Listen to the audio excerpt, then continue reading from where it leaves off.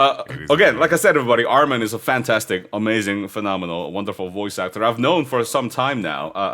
Back in the days of like the Brent Back Hagel in the days, days. yeah. Goodness gracious, it's really, really great to see you, Armen. How are you? Likewise, good to see you too. I'm well. How are you, June? How you I'm doing? fantastic. Thank you very much. Good. Thanks for having me on. Oh my gosh, This is it's a fun. pleasure indeed. Welcome to the stream, and everybody in the chat. If you'd like to ask Hi, Armin a everybody. question, you totally can. Please use the channel point redeem for Ask June, so that it pops up on my end so I can see. Yeah. Thank you very much. Let's go interview. I completely agree, Armin. I have a first question for you. Something I've been Amazing. wanting to ask you. If we go to armentaylor.com and read about the about section, you Mm-hmm. begin the whole the introduction with the idea that you were raised on your grandma's stories. Oh, yeah. And I think that's so cool. So many grandmas and stories, and there's something we Yeah, relate yeah, with. yeah, You yeah. know what I mean? And I Absolutely, yeah. love that she was named Elizabeth Taylor, and the original she used to call herself, which is awesome. Yeah. Which is funny, yeah. And those stories tend to stick with us throughout our Oh, yeah. childhood and growing up and adulthood to whatever degree. Is there any specific story that you might recall that has guided you in some way?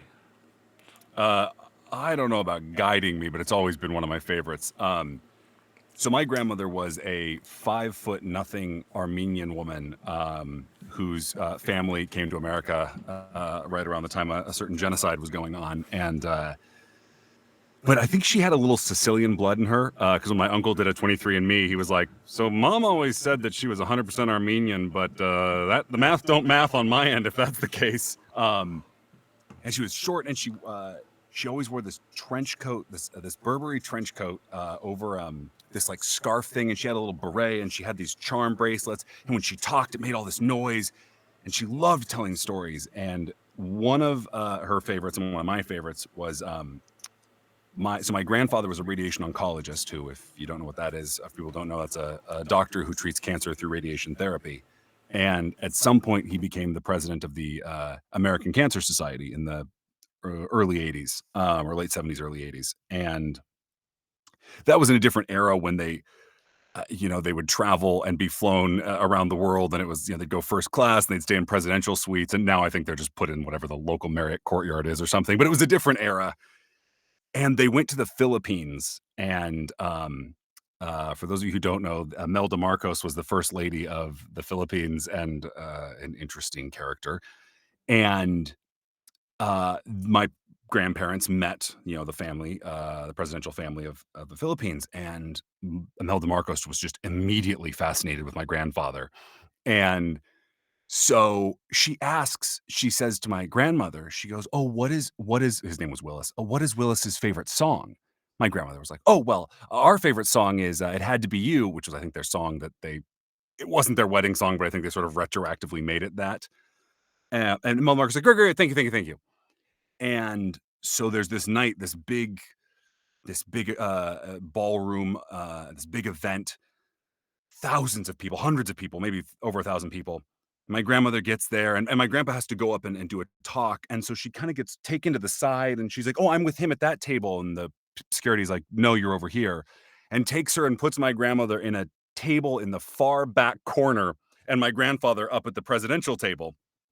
And he gives a talk, and blah blah blah, and then at some point the lights go down and music starts playing, and out steps Imelda Marcos to serenade my grandfather. It Had to Be You. And she like goes around and like drapes over him and like sings in his ear, and my grandma's in the back like trying to stand up and see what's going on, all 5 foot nothing of her. And I always I always loved the notion that and my grandfather was just blissfully unaware of all of it. I think he was just like, "Oh, well, Lizzie has to be put over there, and that makes sense because they need me to talk to this guy. And oh, I'm being serenaded by someone. It's a good song. That's Lizzie and I love that song." Like, he was just oblivious to all of it, and my grandmother's over there just raging in the back. So I've always loved that story.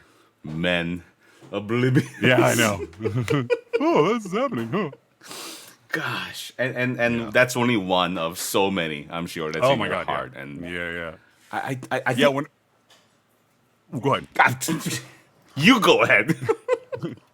It is funny when I became when I told my family that I wanted to become an actor. I thought it was this big reveal because hitherto then I was going to school and becoming I was going to become an investment banker or go to a consulting firm, and then I was like, it's not for me. And I told them I was going to be an actor, and my whole family was like, yeah, that tracks. I was like, what? That is totally unusual, like out of left field announcement. And they're like, no, you got a lot of Liz in you. You're a ham. I was like, oh, okay, fair. I got a lot of Liz in you. That's Yeah. it connects to what I was about to bring up just now. This idea of being raised with stories and imagination and storytelling and creativity. Yeah. And it's no wonder the pivot from the investment banking, the financial sector Sure, to yeah. acting. It makes total sense for everybody around. Did you have a family member that it was obvious when you got into theater that was the why you did? Yeah, it's the same. The story's pretty similar. Nobody better than I. Yeah. Yeah, that. Yeah. But then, from You're like, my that family's point tracks." of view, it's like, oh, okay, that makes sense, kind of a thing. You're like, what's that tone about? Yeah. That it connects really well to my next question. Actually, how does one attend Brown University? It's not like Armen went to some community college to study finances and industry. He went to Brown University, like the Brown University, to study finances, banking, investment. And you graduated, have you not, from the university, and certainly could have become a financial industry person like the rest of his friends and colleagues. Yet acting, Yeah. how does that story go? So I kind of went to school and I think I changed my major about 19 times. In fact, the only reason I ended up locking into any major whatsoever, well, you had to, one, was my advisor, who you were assigned an advisor in the department that you had, I guess, most recently declared as the one you were going to do. And so I was a history major, or I was in the history department. And my advisor's like, okay, so you have to declare by Friday what you're going to do. And you've taken this class, Did you take any class on purpose? Because I would just take whatever looked interesting, and I wasn't really thinking about putting together a plan or a strategy. It was like, oh, that looks interesting, that looks interesting, that looks interesting.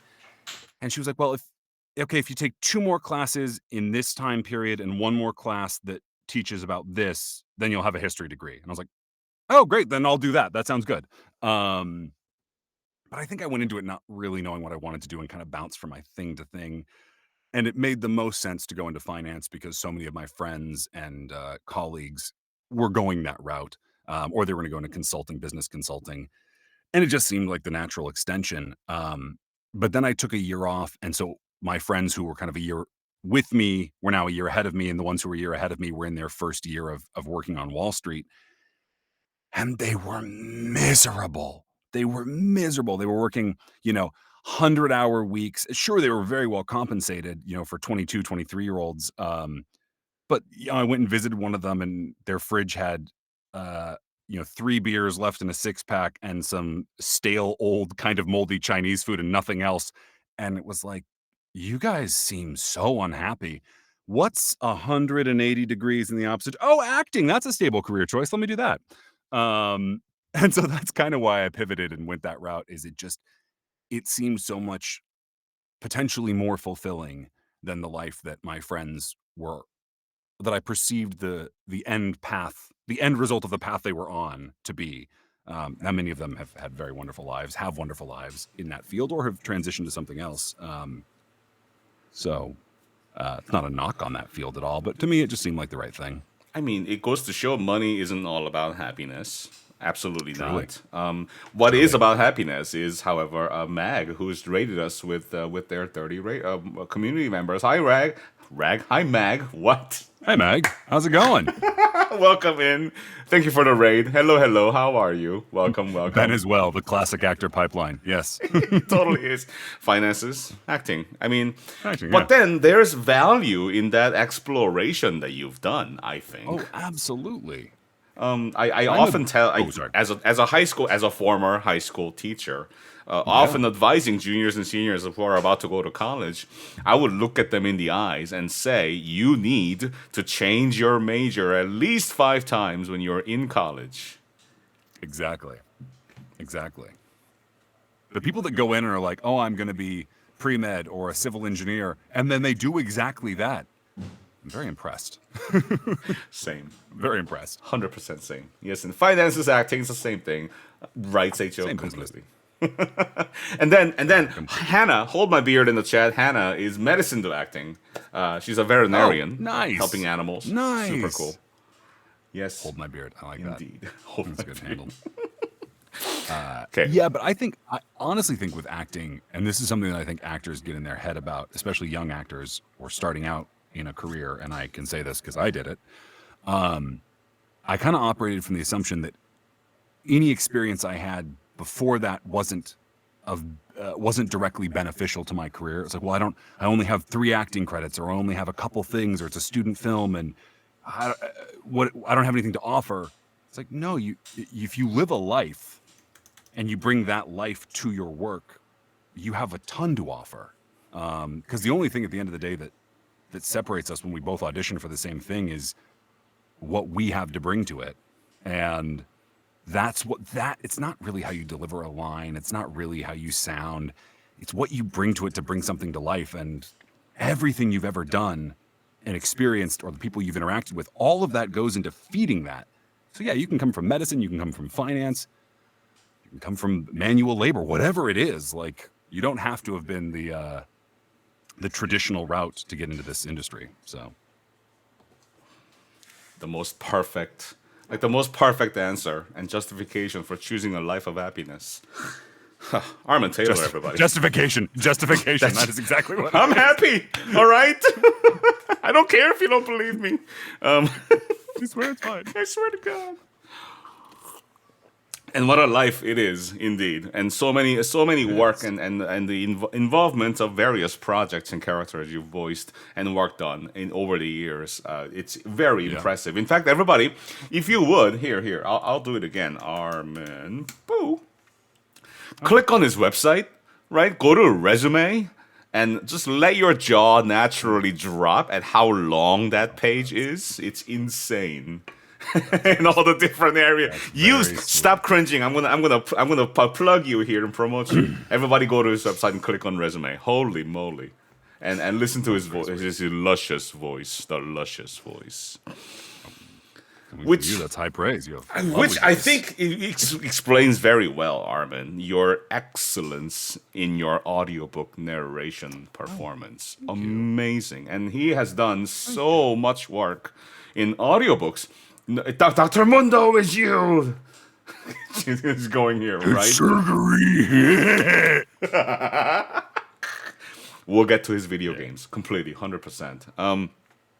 What is it about those audiobooks and long form narrations that appeal to you in this way, Armen? Well, for me, starting out in audiobooks, it was because audiobooks that was kind of the first thing that I could get consistently, and probably speaking for almost all of you as well, and I know Yoon, you as well. Character work is the fun playground that you want to land in.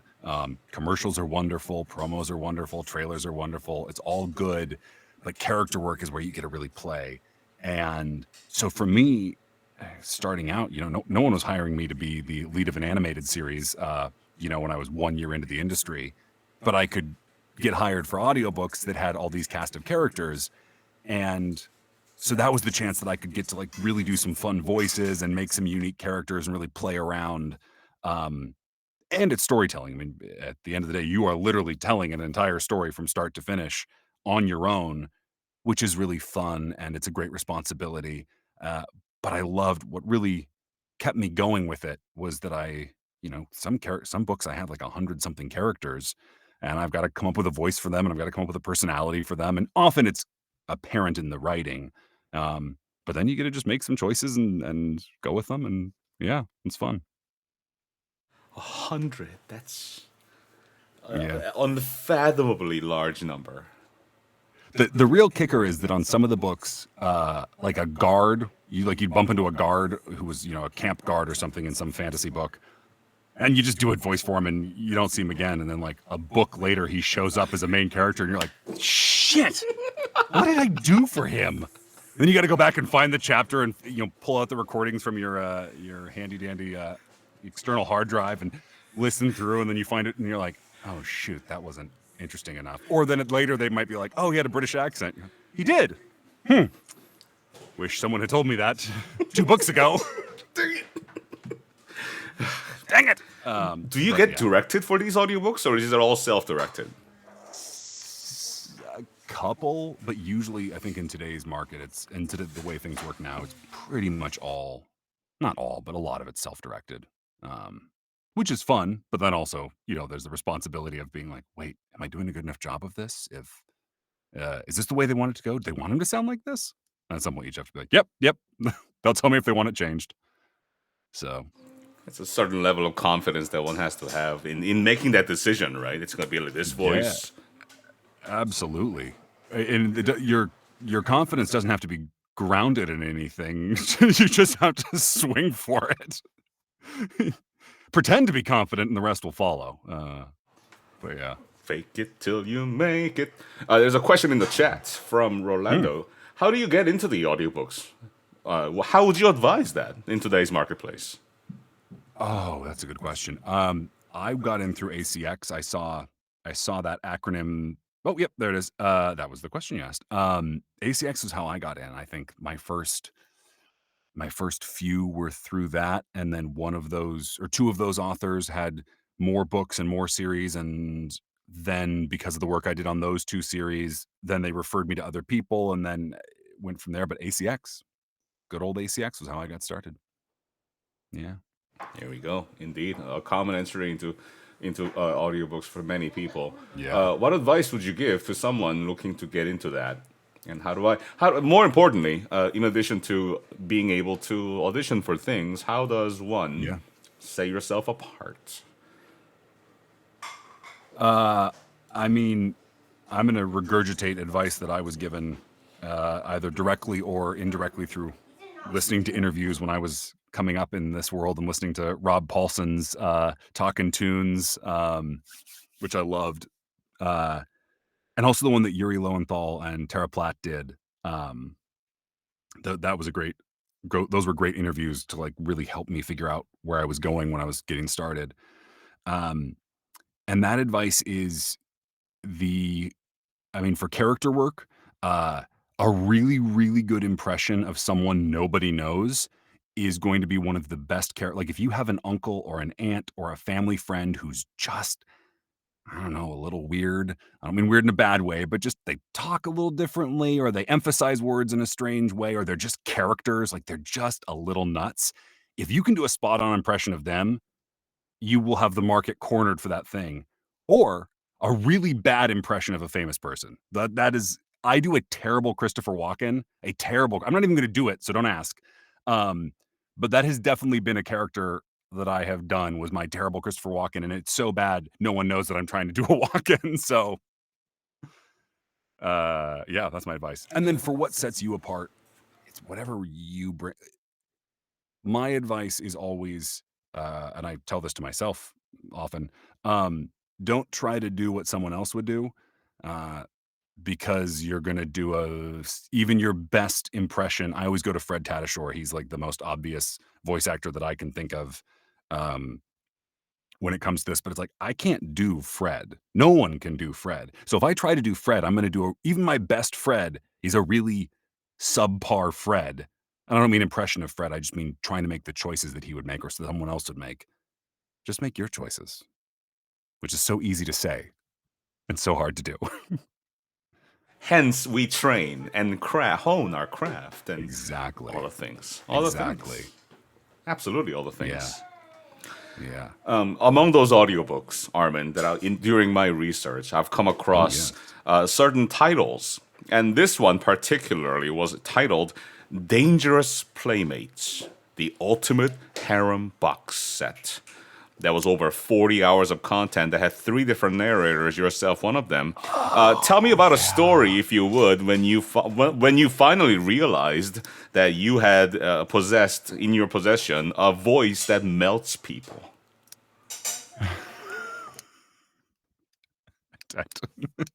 I I don't know. I'm not sure. But I did notice that it He's being worked out humble. with He's being humble. This is it. terrible. I noticed it worked out with audiobooks that people liked those. So yeah. But the romance novels in general, it's a huge Yeah. market, is it not? Right? Oh, it is. Yeah, yeah, yeah. No, there are people who have huge careers doing just that, and I see some of them on TikTok, and it's really cool that it is. I should probably do more of them. It's really cool that one, people can do them, but also now they get to show them recording it in their booth, and it's not anonymous. Because for a long time, everyone was doing things with like a nom de plume or a nom de guerre, depending on what you want to consider it. And it was all very like, oh no, romance is kind of hush hush and it's off to the side, and you know you don't want to be seen reading one of those books at the checkout counter of a bookstore or something. And so now that people have got a face to it, and there are all these accounts that openly talk about it, and it's a great market. Yeah. I think that sense of liberalization, perhaps. I recently ran Yeah. into Amber May, another voice actor colleague that Oh I yeah, know, yeah. and I had no idea she also had a presence in the not safe for work voiceover categories. Oh, interesting. And she showed up to the Anime Los Angeles of 2024, January of this year, 2 months ago, to hold a panel with a open public, late night, of Oh course, children wow. and whatnot. Naturally. But that openness, that vulnerability to an extent, even, Yeah. I think is a Yeah. wonderful thing to embrace for everybody. I think so too.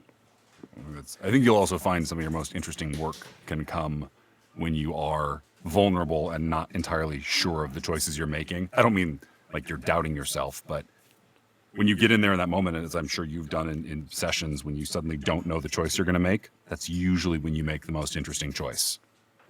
Whatever you plan out in advance isn't going to be as good as you think it is. So don't try.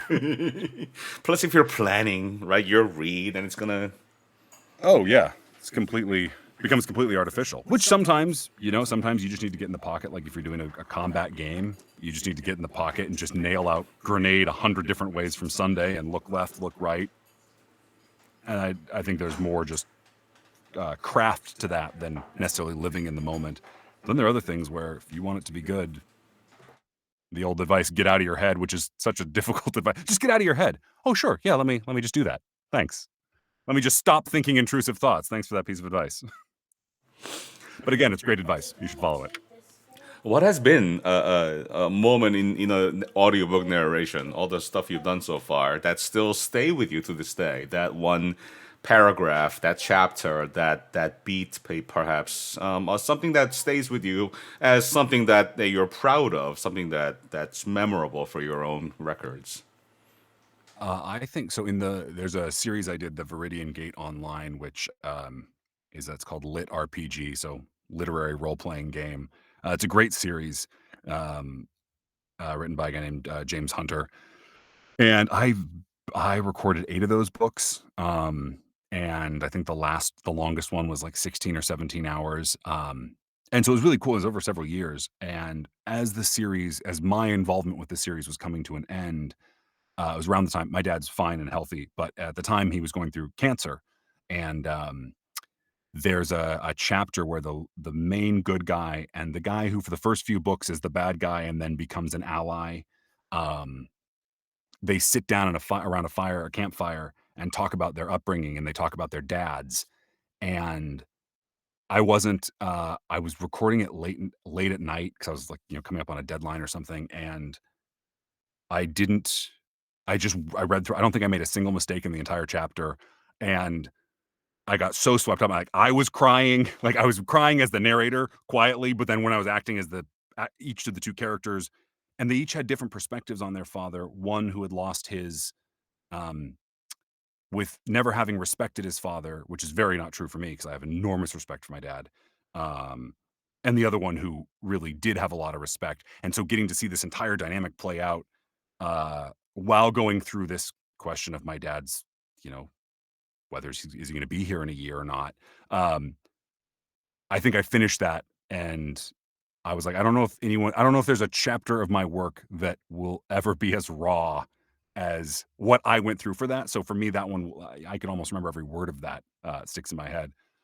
So yeah, that was the most powerful, I Man, think. that's so cool. It's just so Yeah. cool. To Yeah. hear your voice, you're recounting your facial expressions. I'm watching you. Yeah. It's just so cool. It's genuine Oh, and just in here. yeah.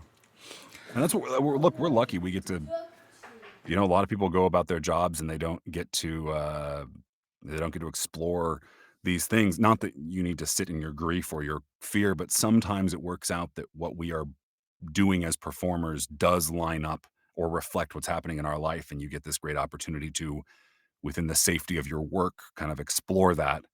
And then you can always shut the door when you're done and be like, okay, I had enough time with that. It's very therapeutic. Do you ever think that grandma's stories have had anything to do with your affection for audiobooks and storytelling in this Oh, genre yeah. medium? Hugely so. Yeah. Yeah, I think so. I think at the end of the day, if I were to really evaluate who I am as a person, I don't think of myself as an actor necessarily. I really do think of myself as a storyteller. And audiobooks give you the opportunity to be the whole storyteller, like my grandmother was when she was telling her stories, and she would use her charm bracelets to make noise to bring along the story, or she'd, pick up a cup and use that to almost like a vaudevillian performer to kind of build the space. So in audiobooks, you get to do all of that. Um, and then in video games and stuff that we come in and do, you are a storyteller telling a portion of the story, but you're still a storyteller. So As a cog in a big machine, right? absolutely. Yeah, But absolutely. if you are the machine inside here, that it takes on a different role and a sense of responsibility, and Absolutely. right, all these Absolutely. things. Gosh, I've got Absolutely. literal goosebumps thinking about this. Okay, there's a question in the audience from Jay. Jay asks, how do you deal with audiobook scenes that have two characters that are very similar, like two deputies from a small town, same age and whatnot? How do you deal with in that differentiation? Uh that's a good question. You at the end of the day, really, and you only need a little differentiation. Sometimes if I can make one of them Southern and one of them not, I will do that. Accents are my best friend because I don't have, uh, and my voice kind of sounds like my voice, and I can do things with it, but it's not so different. So anytime someone can give me an accent, I'm like, oh, amazing, yes, I will dive right into that. Um, Otherwise, really simple stuff like, if you have someone speak from the front of the mouth, or you tuck them back in the back of their mouth, sort of in the back of your throat, or if you can make them kind of nasally, you don't have to overdo it, but just, three different mouth placements, and you have three different characters who can talk to each other. Also, cadence, like if you can find a way to mix up so that they don't all sound the same. Like if the point of view character kind of sounds like you do narrating, that's fine. But then have someone else who stresses a different syllable or attacks words a little differently when they speak. And even if you're in your own natural voice, it will be different enough that a listener will do the rest for you. Um, yeah, Brilliant, indeed. that's my nose. Serena in the chat asks, many people have different experiences when they have artist block. What are some examples you've experienced while having to work on previous roles? Some of the best ways to work around any blocks that may come your way? Characterization, analysis, performance, whatnot. That's a really good question. One is, I mean, if you are able to step away for a minute, like if you're in a session, if you're in a directed session and you realize you're not hitting your stride, it feels weird to do, but you can always be like, "Hey, can we just take a 5? Like, I just need to clear my head." You can advocate for yourself. It feels weird to do it, but you can and you should. Um, Go outside, get some fresh air, walk, some movement. I'm not talking about, sometimes I've literally gone out and like banged out like 20 push-ups or something just to get out of my head. Um, and there's something once you can get into your like get into the breathing and sort of calm yourself down. Will it solve all the problems? No, but it will get you one step closer. uh, yeah, that's my advice. And one step And then when closer. you can rely on a director or someone else to kind of help guide you. Yeah, And trust them, of course. and trust them. Yeah, Right. yeah, Speaking yeah. of ACX, I personally go by a stage name. Would that be okay Ooh. with tax reasons? Or are there any pitfalls that you have for us in the audiobooks from using a stage name? No, oh, thank you for asking a tax question. Low key, I have a fascination with the U.S. tax code, and it's like one of my like random guilty knowledge bases. When people start talking about it, I'm like, oh my god, do you want to talk about the 1031 exchange? They're like, what? No. Like, ah, dang it. We don't have to talk about the 1031 exchange. Uh, for tax reasons, no. If you are running it, no, there's nothing that should stop you, because as long as they're paying you and your name, and it's linked to either your social security or your EIN if you have a corporation, or an LLC or whatever. No, doesn't matter. If you're if you're giving the author or the paymaster a false name and a false or no social security number, then yeah, you're gonna have a problem with tax season. But no, you should be fine. Um, and stage names are great. I know a few people who have them and use them. Uh, they just have to make sure they keep their accounts separate, so they're not tweeting about the stage names stuff, because then that kind of defeats the purpose, I guess. But no, I think they're great. Top three tips for maximizing your deductions at the end of the year as a freelancer. Go. Let's see. Definitely max out if you have a corporation. Max out a SEP or a 401k or whatever contribution you can, because they're tax deductible. Um, if you've done really well, I don't actually recommend going out and buying an over 6,000 pound vehicle. TikTok tax influencers love to tell you that that's the best opportunity, and it's not.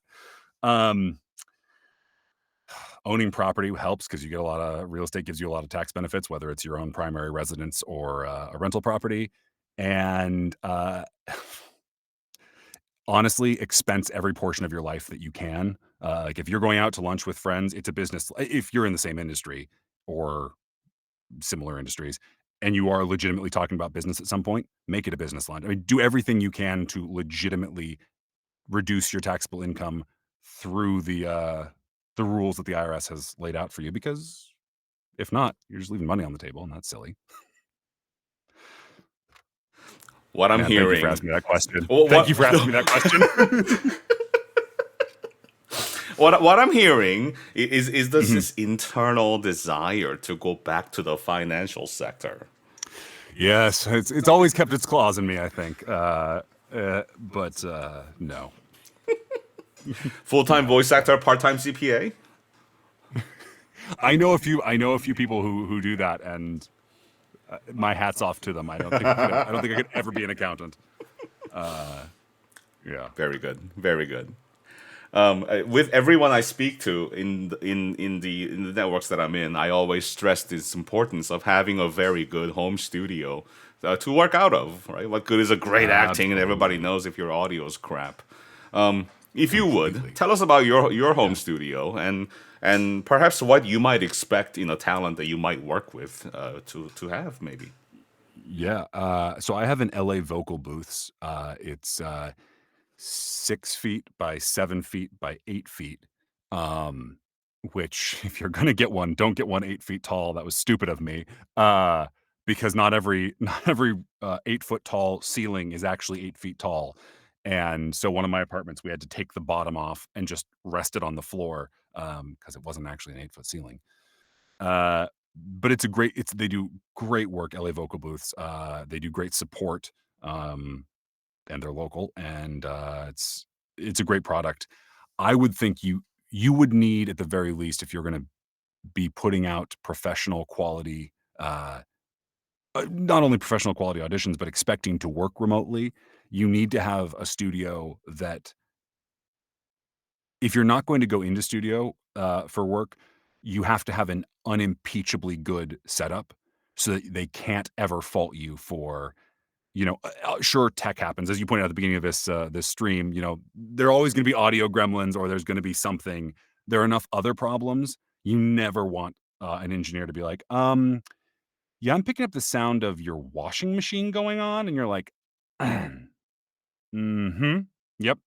Uh, and obviously, affordability is a part of it. So if all you can do is turn a closet into a studio, wonderful. But like, really take the time to make sure you are making it uh, as broadcast quality as humanly possible. Don't take shortcuts there, because if you send in an audition to to work for something where you are going to record remotely and it sounds like crap, you're not getting a second chance. Like, you're pretty much automatically just not going to be considered for that role. Um, so don't cheat yourself there. It's my advice. 100%, all the way through. Yeah, Absolutely. yeah. Hannah. Do you do a lot of work remotely, or do you go in No, I more? do. I was on a session with a client in Australia yesterday. Oh, nice. And remote connected sessions as well as self-directed things in non-character work. It's the thing that my chat probably and most of my colleagues and the people that I know don't know about me. I do a lot of Yeah. e-learning, explainer things, and internal narration things in English and Yeah. Korean that nobody will ever hear because it's all Oh, internal, completely. right? Yeah. And it's all done in here. So Yeah. yeah. What do you have? What's I your have a studio? Studio Bricks. It's a OnePlus Oh, VO Edition. nice. Yeah, those are It's a good. little Those are small. amazing. I would love to have a 6x7 by under 8 feet tall booth, and maybe Under 8 feet. maybe in the future, but certainly this is Yeah. working out for me really well. And Hannah in the chat, hold my beer, is currently right now considering a whisper room. So Oh, those are great too. Those are all so great. it's relevant. Studio Bricks, Whisper Rooms, LA Vocal Booths, they're all good. And let me tell you what, Ryan Colt Levy, uh, his home studio setup is a bunch of blankets and padding. Or it used to be, I don't know what it is now. And he made it work because he made sure that even though it was just blankets and some sound padding, that he made it the best it could be. And so, you know, you can always make it work. After his apartment got flooded, that poor guy. That guy's got stories to tell. I know. Oh my He gosh. does. He does. So that's where you are now. What was your first booth like?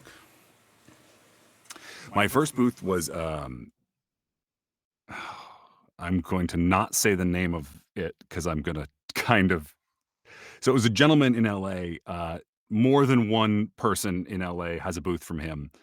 He's kind of a character, and I think it was probably the same setup of yours. It was, a 4x4 or whatever. And this guy, he came recommended from a professional, several professionals. So I had no reason not to trust him.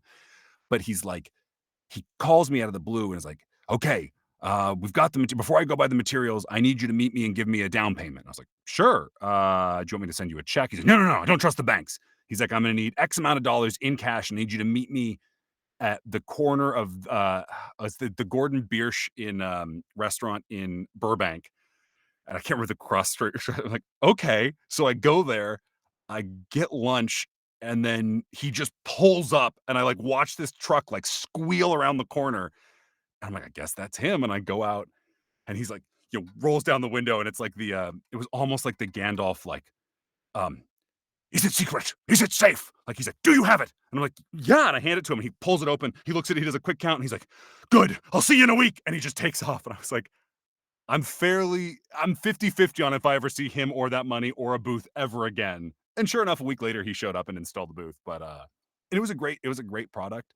It was small. I'm 6'6", and I have a 7-foot wingspan, and I talk a lot with my hands. So there was a lot of felt very confined. Hence the bigger booth when I was able to get one. So, but yeah. Yeah. Yes, Octavia. I need it in cash was a very suspect thing to say from one business person to the 20-something-year-old who was who was trying to buy it. I've got a booth right here. Exactly. Want to see it, kid? But everyone who I've talked to who has a booth from him is like, oh yeah, same thing. Either the same corner they met him on or some other thing. It was it's weird. It is what it is. If it works, it works, But right? if it works, it Eccentric works. individuals out here, completely, in Truly, all kinds of truly, ways. Yes, indeed. truly, truly. In addition to Brown University, part of your education was also time spent at the New York Conservatory for Dramatic Arts, Yes. and you had literally, literally had undergone classic training for acting. Yeah. Uh, Yeah. I'm sure, 100,000%, I'm sure it aids in your capacity as an actor Completely. today. Completely. So many folks that I know come from theatrical backgrounds, and so many people come from non-theatrical backgrounds who are working today. Yeah. And I'd love to hear what strategies, methods, the curriculum that you absorb that's helping you today, as well as something that you learned by doing it, as other folks who didn't come from training are doing now. Yeah. That's a great question. You ask a lot of great questions. Uh, So one thing, I had a teacher, his name was Richard Omar, and he's fantastic. Also, the New York Conservatory for Dramatic Arts is the most pretentious name for a place that was not pretentious in the slightest. Like, it kind of looked, it had the feel of like a trendy high school. Like the walls were like, it was white hallway with bright sort of pink or purple accent walls. Everyone there was 18. I was 24 at the time, so I was the oldest, almost one of the oldest people in the school.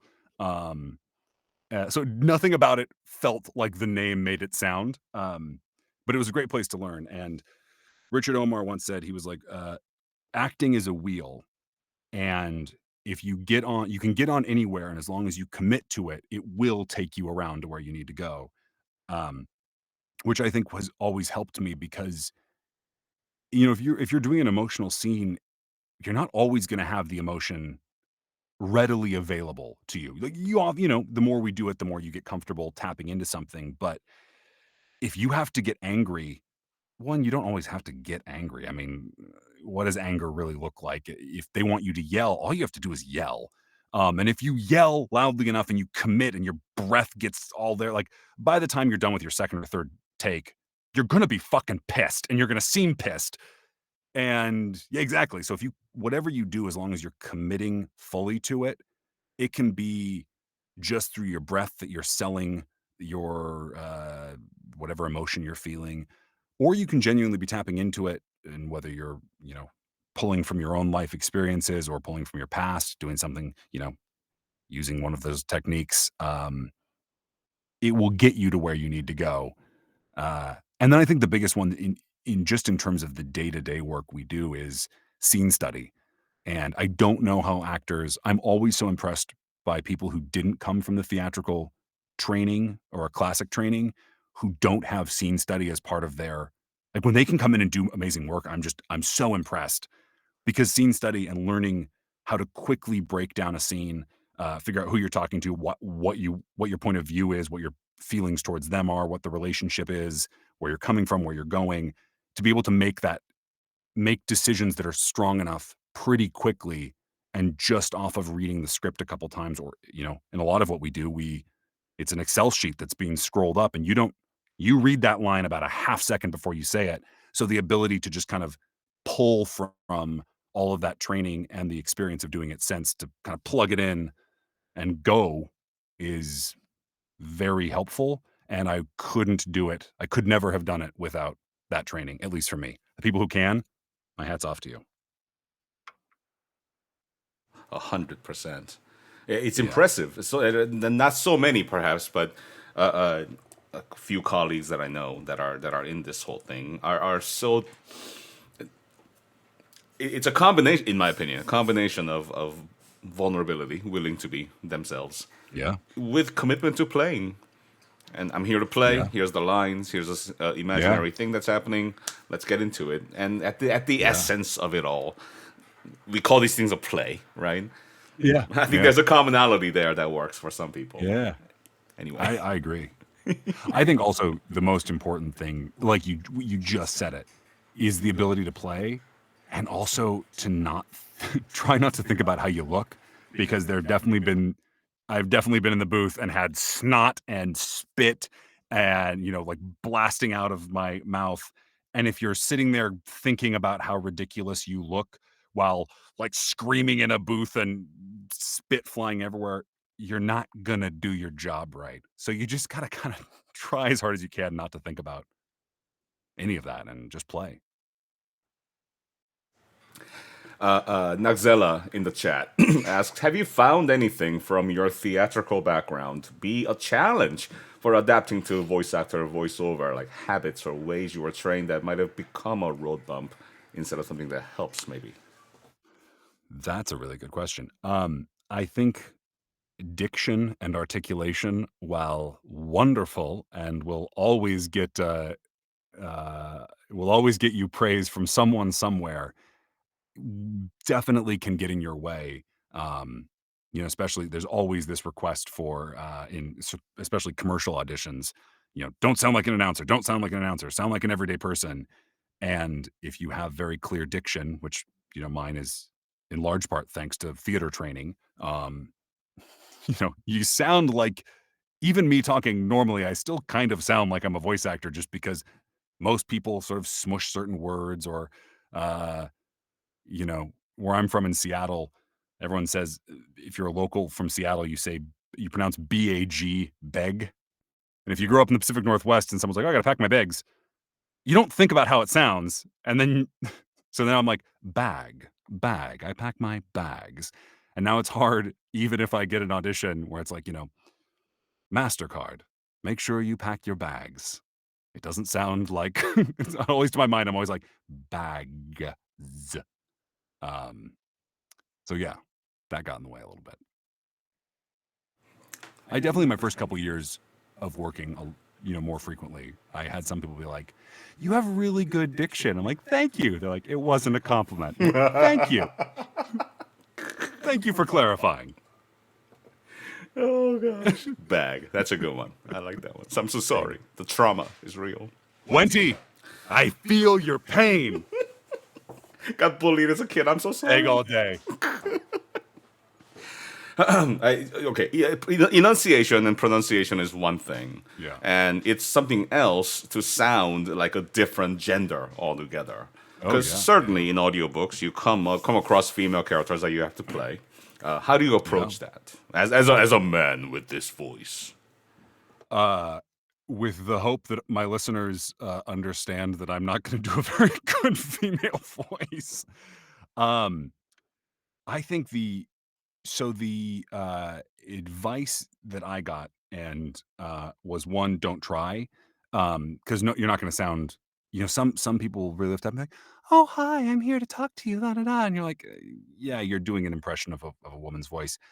For me, I just try to take out the sort of the guttural resonance, and I try to lift up a little bit more and sort of soften it, and hope that that's enough. And then also I learned somewhere once that, men hit, like, "and," "but," the way we sort of attack sentences like, "And I have another thing to say," and women don't. And so every time I'm voicing a female character and I come across or a female presenting character and I come across one of those words, I'm like, "Ah, don't do it, Armen. Don't you do it."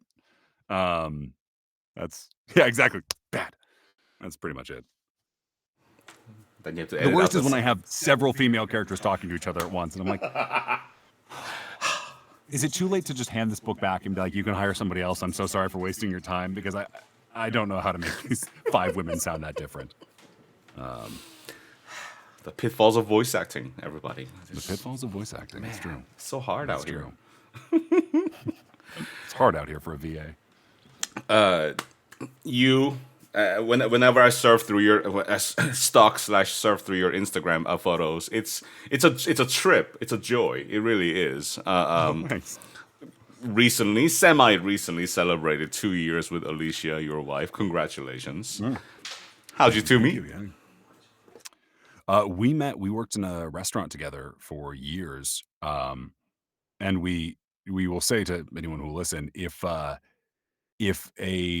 week, God, because I stopped working at the restaurant, and then we got together a bit later. But if like in my last week of working there, if someone had showed up and been like, "Hey, you two are going to get married one day," we'd have been like, "No, we're not. not that we didn't like each other, just, we'd say hi or say goodbye if we were working in the same area, but we weren't friends. I didn't go out with her and her friends after work. We'd say hi and check in on one another. Wasn't like we would be unkind to each other. It's just we weren't friends. Um, and then we were, and it was like, oh, how strange, how very strange. Also, when I lived in New York, she lived like 5 blocks away from me. We didn't know it, but we like went to the same bars, the same restaurants. So like at some point, I'm sure we were both sitting in the same. Like if you could go back, if there was a camera that had been filming the entire time, I'm sure you would see us passing each other at least once, which is kind of crazy and cool. It's a So Billy Crystal movie waiting to be made. exactly, yeah. So that's how we, that's how we got together. Lovely. Yeah. Whenever I cuss for an audition, Serena Oh. asks, I sound like a little kid because, she's a soprano. Any advice to make you sound more serious and not like a kid? I haven't been accused of sounding like a kid since before since I was a kid. So I don't know. Other than that, yeah, I guess I would have some advice.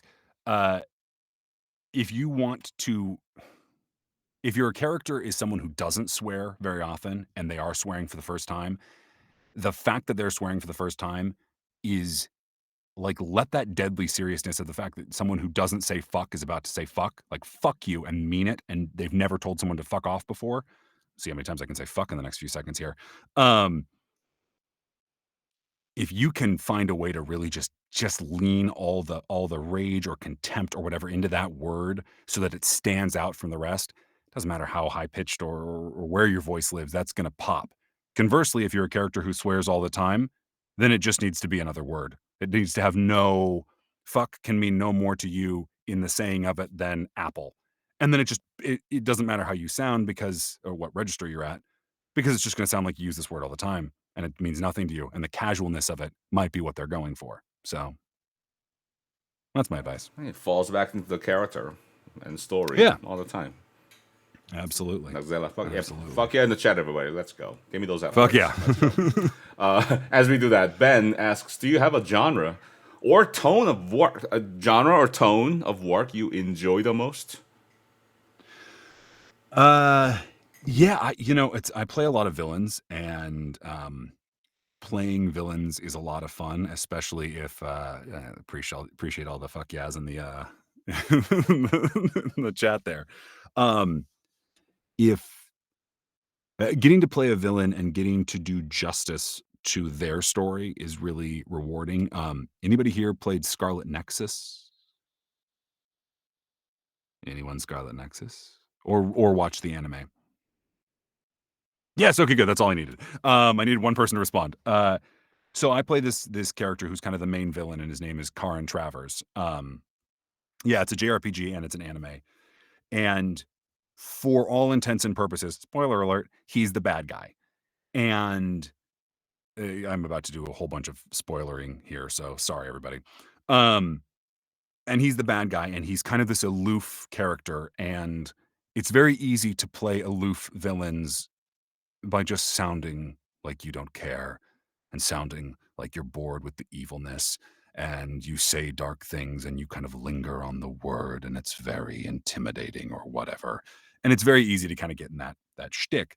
Um, and the director, when I first started working on it, said, was like, look, so here's his story. He's a good guy. He was a good guy, and the love of his life died. And he found a way to start time over again to save her. And in doing so, he does kill literally everyone. Like he ends the world and restarts history, the loop of history. Um, but he's had to do it over and over and over again. He's found a way to make himself semi-immortal. And so he gets to the point to save her. And every time she dies, and it's a different way. And so ends the world, pulls the plug, starts over, and does it again. And he's done it so many times that at this point, literally a billion deaths mean nothing to him because he's done it over and over and over again. But the question that the director posed for me was, what would you do you have someone in your life who you would do that for? I was like, well, yeah, my wife. Uh, and they were like, great. So that's it. And that unlocked something for me where it's like, if you can find the reason in love, I mean, it's so easy to play a villain who's kind of mustache twirly or just seems like a thug. But if you can find the reason and root it in love as to why they do what they do, it makes it all so much more interesting for yourself and for the players because or the listeners or the watchers, the viewers, because they pick up on something that's just a little like it's like, huh, that's different. Um, if I may, real quick, anyone here seen Deadwood? Deadwood? Deadwood? Deadwood? Okay. Okay, thank you. Um, so the brief premise of it is there's this hero, classic hero, is a sheriff of a town, and there's this guy who's sort of the big bad. He runs a casino, has people murdered, whatever. And the writer of the show was talking about it, and he said every good character has a little bit of English on them, a little spin that goes the opposite direction of where they're headed. And so the hero, uh, or the bad guy, his thing is that every bad thing he does, he's doing it for the community. It's like he wants the town of Deadwood to thrive, and if he has to have someone murdered, then he'll have them murdered, so be it. Doesn't matter because it's all for the good of the community. Whereas the main guy who's a hero, the author was like, his first thought every morning when he wakes up is beating his father to death because he had such a bad childhood. And so you have this guy who's a classic hero, but he's just full of anger. And then the guy who goes around having people murdered is just doing it because it's what the community needs. So if you can find a way to bring that something that's totally different from where you think the character is going, it's the best. And you don't get as many options to do that when you play heroes. Sometimes you do, but sometimes you don't.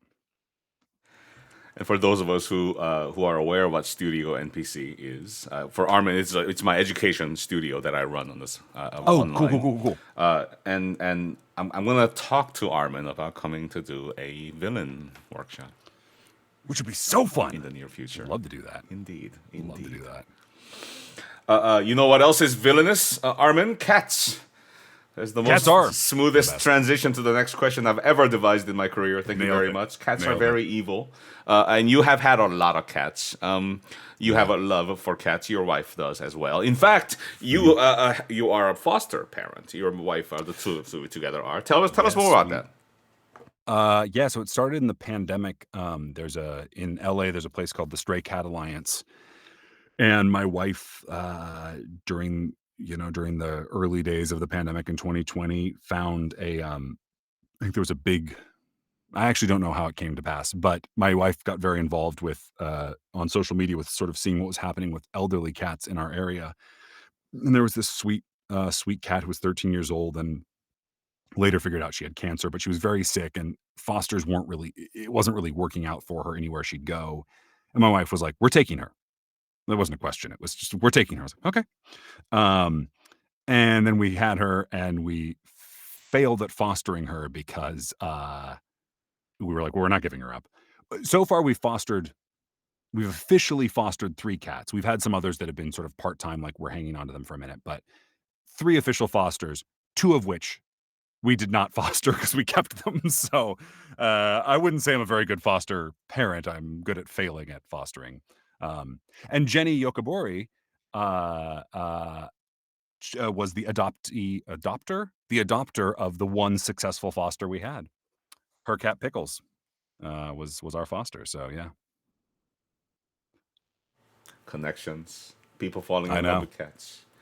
Leave True. cats alone. What do you mean, leave cats alone? Leave That's the cats best. alone. I don't know. That's the best. Octavia, why? Okay. Uh, I'm gonna meow for you. Ready? Meow. Nice. Could be like a space cat. Oh, see, Whoa. he's a man who knows cats. Excuse me. Now, I do. now bark. What am I? No, I'm not barking for you. I'm sorry.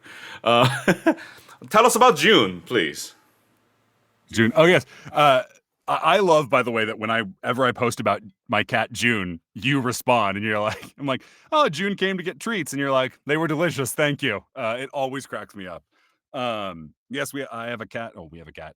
June Carter Cash, little black cat. usually is sleeping down here when I'm recording. Um, she has sat through like combat sessions of where I'm like, doing like, fiery deaths and like grenade and all that stuff, and is completely unfazed. So it's good to know that if anything bad happened to me, she would literally not lift a paw to stop anything. Not that she could. She's a 8-pound cat. But yeah. So yeah, she's very relaxed. She's very chill. She's very sweet. And then we have another cat, Eddie Vedder. And the third cat is Peaches Marie Cobbler, um, who is a literal tank. I mean, all she wants is attention. And if you're petting another cat or talking to another person, she'll like come in between you and plop down. It's like, no, pay attention to me. So, yeah. Oh, thank you, Ms. Val Kitty. Yes, they're fun names.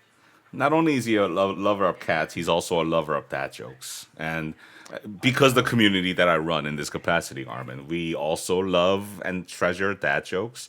In fact, I have a whole library of dad jokes that I source every time there's a request. Do you? What are some of your favorites? If you wouldn't mind, this is the most recent one that like a colleague. Here, I'll tell you. Okay.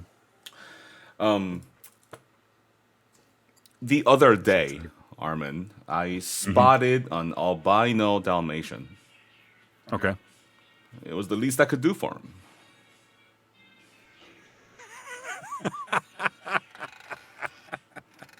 I could have striped them, but they wouldn't be right? Yeah, no, it was nice of you to spot him. That was sweet. What do you call a fake noodle? A fake noodle? What? An impasta.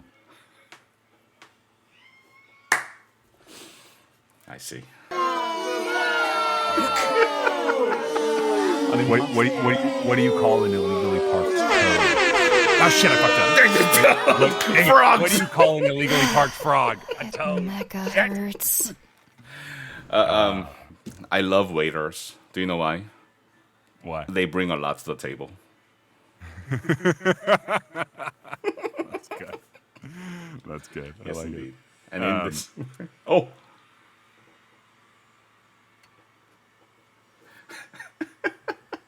We're hurting. Listen here. This is not painful, Ms. Val Kitty. This is glory.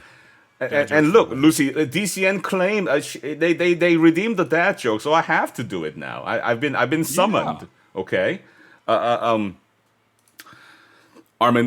Yes. If you go to the Smithsonian and examine the book in the row B, section 203A, there is this grimoire that talks about fairy tales. And if you turn to page 57, I've been there. Page 57, that page talks about how Snow White was a great judge. Like the part of history, the women's achievements that we never hear about, because Snow White, pretty dresses, right? We don't hear about these things. Snow White was actually a great judge. She was the fairest of them all. Okay. There it is. There it is. Wait, what do you mean? No, you can't quit. That was a good one. That was a good one. Wasn't here, Val Kitty. Megahertz. You delivered that so well, too, because it seemed like you were going to say something else after that. And I was like, and? Oh, I get it. Nice. I like it. Everybody, please put your hands together in the chat for Armen Taylor, a wonderful actor, a man with stories and love for cats and storytelling. He was self-aware in his own vulnerability, which makes him a fantastic actor. And I bet so many of you had no idea that he played these amazing roles in that exhaustive list of credits, right? Please give him a follow on Twitter and all the places. Here is his information again. Please keep an eye out for Armen's wins and celebrations on social media as we go. They have the link to Twitter, Armen. Where else can they find you? Twitter and Instagram at Armen Taylor for both. Ooh, I can put that in the chat. Can I put that in the chat? Let me try it. Okay, yeah, okay, chat rules. I got it. Armen Taylor. How do I send it? No, I don't want to join Twitch right now. Okay, well, at Armen Taylor is my handle, and yeah, for Instagram and Twitter Twitter and or Instagram. X, excuse me, whatever it's called. I'm gonna call it Twitter. Yeah, X. It's ridiculous. Thank you, yeah. Venti. Appreciate that. I typed it in for us. Wonderful. Oh, thank you.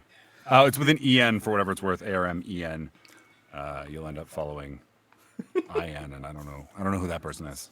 And to Probably close it probably off, shifty. Armin, Yes.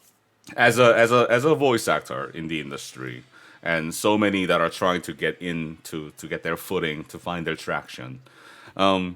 What would you say is one piece of advice that you might offer that they can't find on Google? Oh. Um. Unfortunately, my answer was literally going to be go to D. Bradley Baker's website, so I want to be a voiceactor.com and, and go read everything he has to say. Well, one, study with June. Um, but I think uh, my advice is always, uh, I've now said that several times, I realize in this. My advice is always, um, genuinely, networking is your best asset.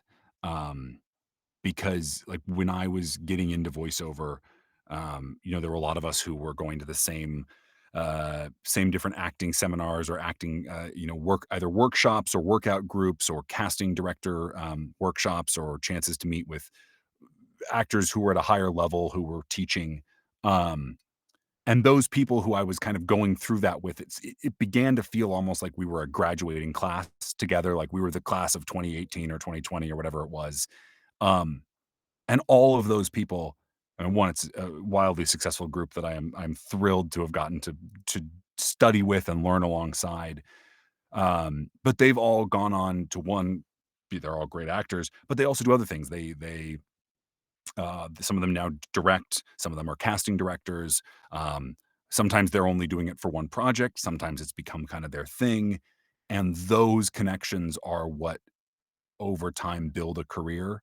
Um, at the end of the day, and this is the hard thing for someone who's trying to break in, but the truth is, at the end of the day, a lot of these companies, yes, they're gonna go out and they're gonna audition for their major characters, but most of the work that most voice actors do on a day-to-day basis is kind of the support stuff, um, and those roles they don't audition for often, but what they do is they cast people who they know can do the job because they need you to come in, they need you to do 3 voices, they need it to happen in 2 hours, not like 2 hours from right now, but they need to know that you are going to execute in the 120 minutes they have blocked off, and you're gonna give them what you need and what they need, and that trust is earned, and before you're able to earn that trust by being hired to work for these casting directors and these voice directors, it is through them meeting you or working with you in these kind of environments and then being willing to give you a shot. Or, if Brittany Cox becomes your friend because she's, in a class with you in several different workshops with you over the course of a couple years, then when she's directing at some point, she's like, "Oh, I know this person was great. I always loved this thing they did. I'm going to bring them in for this game or show or whatever." So yeah, that's my networking, and I don't mean in a schmarmy, kind of like, "Hey, here's my business card." Oh, whoa, whoa. Like, don't come in talking about all the things you've done and make yourself seem more important, but just go and do good work um, in front of as many people as you can. Which is, again, great advice that's very easy to say and very hard to do. That's why we take classes on our craft, so on and so forth. Absolutely. Hello from And I Brazil. think, hey, Brazil, I would add to that even when you begin working more, like one of the things that so shocked me, Vanessa Marshall, who's a fantastic actress, uh, she was in a class that I was in, and it was like, what is she doing in this class? She doesn't need to be here. But she felt that a certain part of her skill set had gotten a little rusty and wanted to brush up on it. And I think even when you are a working voice actor or working actor of any kind, even if you're working every day, getting back into a class, getting someone else's ears or eyes on your work um, is always good because, if you're not always learning and you start to be like, oh, this is my shtick, this is how I do the thing I do, it gets real old real fast and it isn't very fulfilling. So keep pushing yourself is other advice. Yeah. Again, Armen Taylor, everybody. A huge thanks and gratitude for you Thank spending you. some time with us today. And Thanks for having me on. phenomenal stories. Gosh, we're going to have to sit down with a cup of something and talk more. Absolutely. Well, I noticed that you had looked like some whiskey or bourbon there, so I'll join you for that. I'll join you for that next time. Indeed. Thank you very much. And I will be in touch about that villain Yes, class. please. I would love to do that. That'd be so fun. So keep an eye out for that, everybody, here as well. Join the Discord and keep an eye on the Twitter. Again, huge thank you to Armen for being here today and sharing Thank with you. himself with us this evening. Gosh, I'm so grateful for you. Thank you so much. Thank you, man. I really appreciate it. All right. Thank you, Armen. Have a good night. Appreciate it. Good night, everyone.